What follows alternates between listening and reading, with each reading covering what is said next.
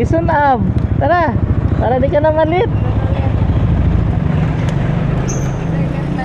Oo, natapat talaga sa'yo. Ito ma, hairnet ka muna. Saan kayo pumapasok pa? Ortigas ka pa. Huwag lang natin yung mahiwagang mic. Kanina ka pa dyan? Sige. Balak na lang para safety. Hindi.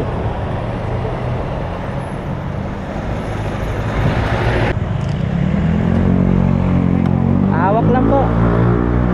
Power on. Bluetooth mode. Okay na po, ma'am. Power transmission mode.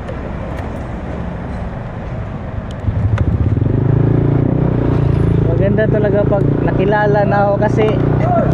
Oy! Pangalawang beses ito. Salamat! Pangalawa naman, no? Okay. Para sa'yo talaga to kasi ako araw-araw kasi galing pa ako ng Caloocan. Naghatid ako dun sa 5th Avenue.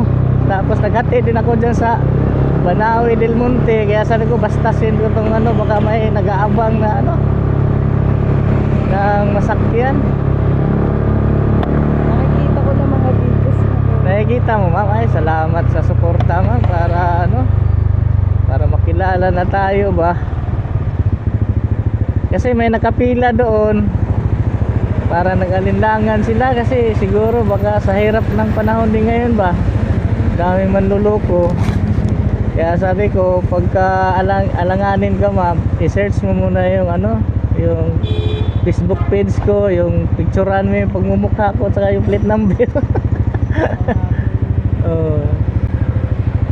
Kaya ganun talaga kasi sa hirap ng buhay ngayon, daming manluloko kasi. Pwede may pasok ka ngayon po. Opo, 9 papasok ko, ma'am. Oo. Kaya bago ako pumasok, yan talaga araw at gabi ako naglilibre. Pagkatapos ko ng trabaho sa gabi, free rides na naman. 9 din?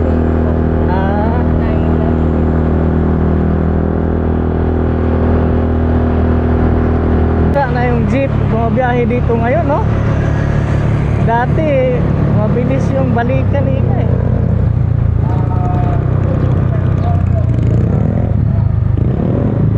Saan probinsya mo, ma'am?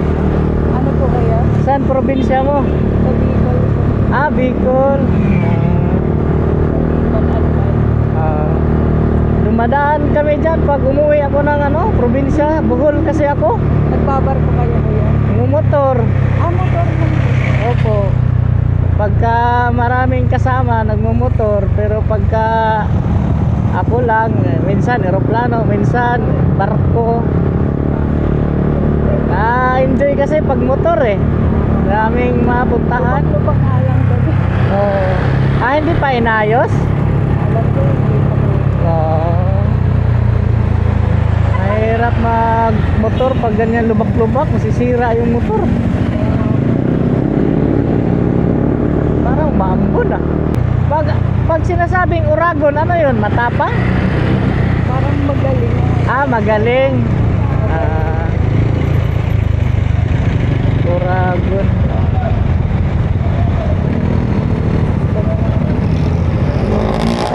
Ano pa? Hawak lang ko, ma'am.